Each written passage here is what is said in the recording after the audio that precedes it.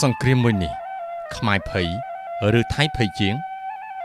អ្នកណាក៏ភ័យហើយអ្នកដែលភ័យជាងគេគឺថៃដើម្បីច្រានចោលនៅទំនួលខុសត្រូវក្នុងការសងការខូចខាតមកលើកម្ពុជាថៃប្រើយុទ្ធសាស្ត្រគំរាម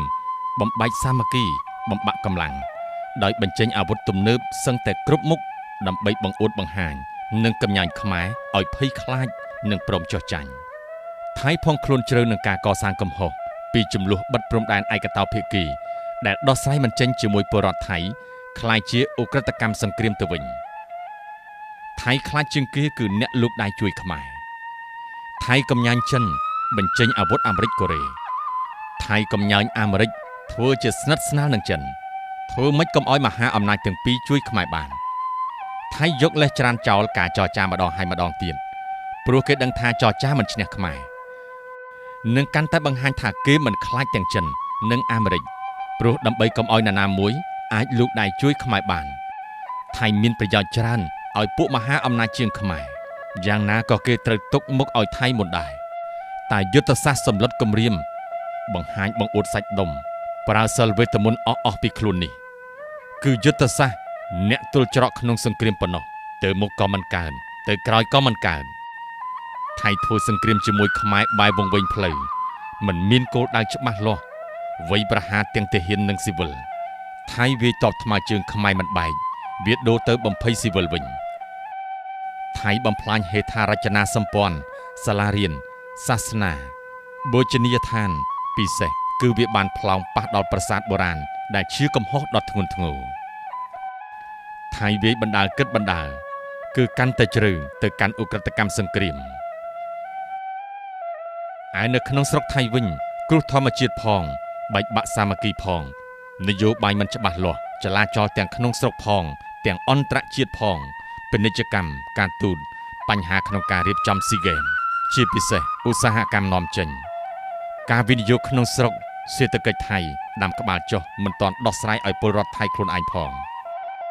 ព្រមគ្នានេះដែរក៏ត្រូវដោះស្រាយបញ្ហាសង្គ្រាមជាមួយខ្មែរត្រូវសងការខូចខាតមកខ្មែរផងបាក់មុខលើឆាកអន្តរជាតិផងដូច្នេះហើយទើបថៃផងខ្លួនដល់លែងខ្វល់ពីការខុសច្បាប់សង្គ្រាមអន្តរជាតិអីទៀតហើយគឺធ្វើយ៉ាងណាបំភ័យខ្មែរបំផ្លាញខ្មែរឲ្យខ្មែរខ្លាចសុំចុះចាញ់និងព្រមទទួលខុសហើយថៃអាចរួចពីទំនួលខុសត្រូវលើអ ுக ្រិតកម្មសង្គ្រាមនេះផងនិងយកមុខសម្រាប់ឲ្យពលរដ្ឋគេអស់ចិត្តផងអ្វីដែលថៃគិតមិនដល់ថៃវាយតថ្មើរជើងខ្មែរមិនបែកសោះខ្មែរមិនត្រឹមតែមិនប៉ះពាល់សេដ្ឋកិច្ចច្រើនទេថែមទាំងជំរុញផលិតផលក្នុងស្រុកឲ្យដំណើរការរលូនជាងពេលណាទាំងអស់ខ្មែរសាមគ្គីគ្នាជាទ័ពស្បៀងសម្រាប់កងទ័ពនិងអ្នកភៀសឹកជួយសម្រួលបន្ទុករាជរដ្ឋាភិបាលទេសចរបរទេសងាកមកចាប់អារម្មណ៍ខ្មែរជាងកាលកន្លងទៅដែលថៃតែងតែបញ្ជាភ្ញៀវមិនឲ្យមកលេងកម្ពុជាកាន់តែល្បីខណៈពេលជាមួយគ្នានឹងការបើកសម្ពោធប្រលានយន្តហោះថ្មីកម្រិត F4 សាមគ្គីផ្ទៃក្នុងខ្មែរកាន់តែរឹងមាំប្រជាជនមានការយល់ដឹងខ្ពស់អត់ធ្មត់យល់ការមិនចលាចលមិនរាថយមិនចោះចាញ់ស៊ូលះបង់សាច់ស្រស់ឈាមស្រស់ការពារទឹកដីនិងកិត្តិយសរបស់ខ្មែរពេលនេះខ្មែរមានតែអត់ធ្មត់ចាំការចរចាបញ្ចប់សង្គ្រាមដោះស្រាយពីតុលាការអន្តរជាតិពន្លត់ស្បែកបិសាចអាស៊ានចេញឲ្យដល់ឆ្អឹងប៉ុណ្ណោះសំណួរចុះបើថៃនៅតែវ័យប្រហារបែបនេះខ្មែរយើងមិនបន្តដៃបាញ់យន្តហោះទម្លាក់ឲ្យអស់ទៅយើងទ្រាំដល់ពេលណាខ្មែរមិនអាចបាញ់យន្តហោះអាមេរិកដោយគ្មានការអនុញ្ញាតពីអាមេរិកនោះទេខ្មែរត្រូវរក្សាខ្លួនឲ្យជាជនរងគ្រោះពិតប្រាកដខ្មែរត្រូវបញ្ជាកុំឲ្យសង្គ្រាមនេះកាន់តែធំទៅព្រោះខ្មែរឆ្អែតនឹងសង្គ្រាមហើយសង្គ្រាមមិនដែលមានអ្នកឈ្នះទេមានតែអ្នកណាខាតច្រើនជាងនិងតិចជាងបើយើងតដៃជ្រុលខ្លាំងទៅដល់ប្រកាសសង្គ្រាមជាមួយថៃនឹងបានលេះយកកម្ពុជាជាកន្លែងសាកអាវុធរបស់គេជាមិនខានថៃមិនអាចទ្រាំនឹងសង្គ្រាមនេះបានយូរទេទាំងចំណាយក្នុងសង្គ្រាមនេះផ្ទាល់មួយថ្ងៃអាចអស់$100 លានអាមេរិកទាំងគ្រោះធម្មជាតិទាំងសេដ្ឋកិច្ចក្នុងស្រុកផងពាណិជ្ជកម្មអន្តរជាតិផង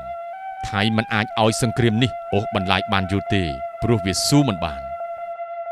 មហាអំណាចនិងអន្តរជាតិ ក៏នឹងមិនអោយសង្គ្រាមនេះនៅរ៉ាំរ៉ៃដែរព្រោះចរន្តសេដ្ឋកិច្ចក៏ត្រូវពឹងគ្នាទៅវិញទៅមករវាងប្រទេសទាំងអស់ផងដែរថៃមិនមែនជារុស្ស៊ីដែលមិនខ្លាចអ្នកណានោះទេថៃគ្រាន់តែជាខ្លាក្រដាស់បើកស្លាប់ដើម្បីបំភ័យឈើគូស KH ប៉ុណ្ណោះអ្វីដែលបងប្អូនត្រូវតែធ្វើនៅពេលនេះគឺត្រៀមខ្លួនរក្សាសុវត្ថិភាពរក្សាផ្លូវចិត្តបញ្ញានិងស្វែងយល់ពីវិធីគ្រប់គ្រងហានិភ័យពេលមានបញ្ហានៅជិតខ្លួនយើងទ្រាំបន្តិចទៀតយើងនឹងប្រសើរឡើងលើសថៃវិញនៅពេលខាងមុខខ្មែរឆ្លងកាត់សង្គ្រាមឆ្អែតហើយខ្មែរធ្លាប់ក្រហូបប្រហុករស់បានដេកក្នុងព្រៃចង់តែអង្រឹងដេកក៏បានខ្មែរជាអ្នកស៊ូខ្លាំងចេះរស់នៅដោយខ្លួនឯងមិនដូចពួកថៃទេ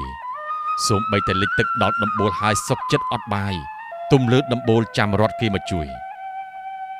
អ្នកបាងកកធ្លាប់ស៊ីឆ្ងាញ់ដេកស្រួលគេទ្រាំមិនបានយូរទេសូមបងប្អូនប្រុងស្មារតីជឿជាក់លើឋានៈដឹកនាំយើ